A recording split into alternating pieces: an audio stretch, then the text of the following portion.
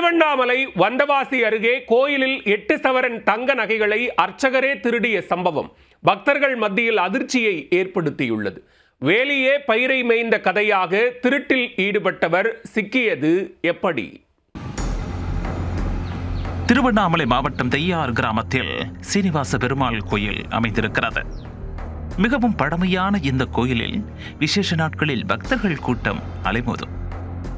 இந்த கோயிலில் திருவள்ளூர் மாவட்டம் ஐயப்பாக்கம் கிராமத்தைச் சேர்ந்த ரகுராமன் அர்ச்சகராக பணியாற்றி வந்தார்.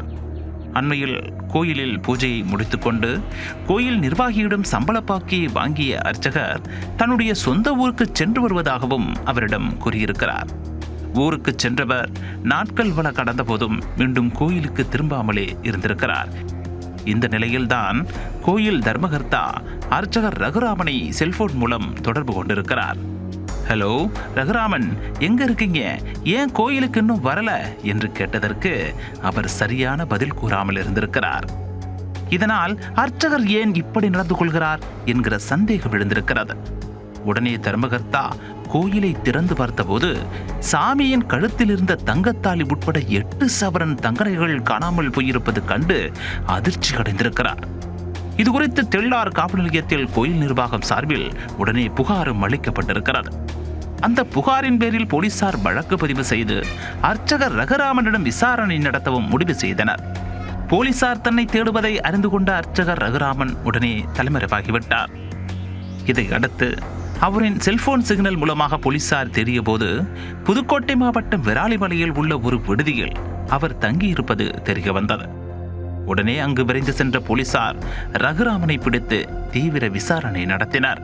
அந்த விசாரணையில் கோயில் நகைகளை திருடியதை அவர் ஒப்புக்கொண்டிருக்கிறார். தொடர்ந்து அவரை கைது செய்த போலீசார் சிறையில் அடைத்தனர். இந்த கோவிலில் சுமார் இப்போ ஒரு அர்ச்சகர் ஒருத்தர் 29 நாள் கோவில் அர்ச்சனை பண்ணியிருந்தாரு. நிர்வாகிகள்லாம் கோவிலில் பார்க்கும்போது தாயார் கழுத்தில் இந்த சுமார் ஒரு 8 பவுன் தாலி அவர் எடுத்துன்னு போயிட்டாரு.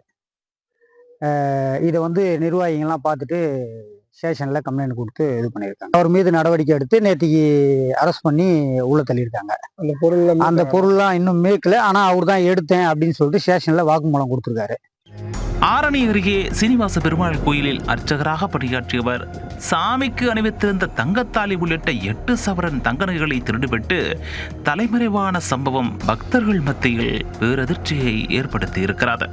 திருடப்பட்ட நகைகளை போலீசார் விரைவில் மீட்டு மீண்டும் கோயில் நிர்வாகத்திடம் ஒப்படைக்க வேண்டும் என அப்பகுதி மக்கள் கோரிக்கை விடுத்திருக்கின்றனர்.